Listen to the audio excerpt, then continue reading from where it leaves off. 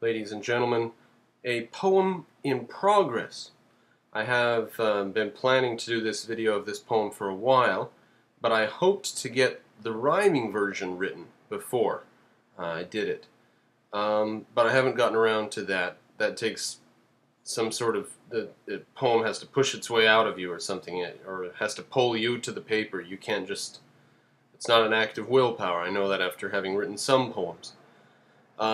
So now I'm going to do it because I received a phone call from my mother a few days ago in the morning. Very odd time for her to call. And she said that my best friend had died. My childhood best friend, who was my best friend up until we were about 14 or so, and then he became a popular jock, and I couldn't stand that crowd, and we split ways. But for years and years, we were glued at the hip, and he died of a heart attack, aged 30 years. And he was a bodybuilder, not professional, just that was his only hobby, riding four-wheelers and lifting weights. So, in memoriam, kind of, here's a sad poem.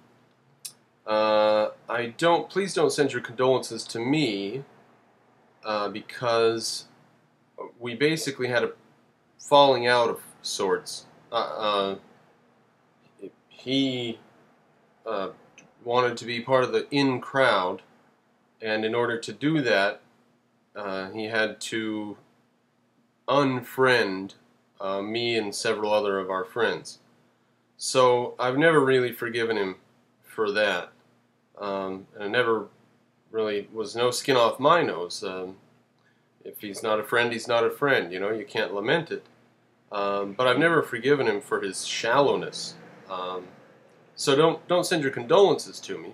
But I just thought now it's appropriate, at least with that in mind, to go ahead and do this poem. So here it is. The working title is the following: Is it proper to replace you with stone? An irony follows death. Survivors may visit you, speak to you, cry for you, at a block of stone.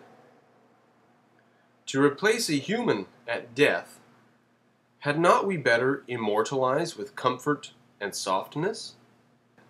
Would that mourners embrace and feel warmth and love from a grave marker, but a stone is cold comfort. Perhaps it is only right that death and comfort do not mix.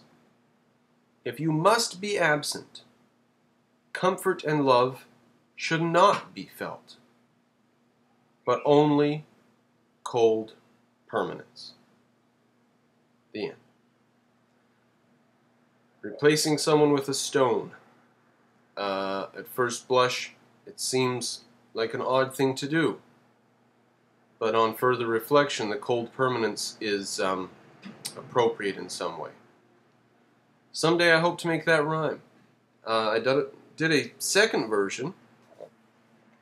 I simply went through and reworded everything best I could, and I'll read that now. But I liked the first version better. So if you liked what you liked, if that rang a bell for you, then this second one might not. When death has visited and irony sets in, you'll have mourners, weepers, and you'll be embraced as a block of stone. What better way to immortalize than softness and comfort? Immortalize in love. Yet we have chosen stone, and stone is cold comfort. But perhaps it is only right, if we must, our hand forced by death, choose a stand-in for you in your absence, that it comfort not and love not, but only feel coldly permanent. It's the end of the second version. I like the first version better all around.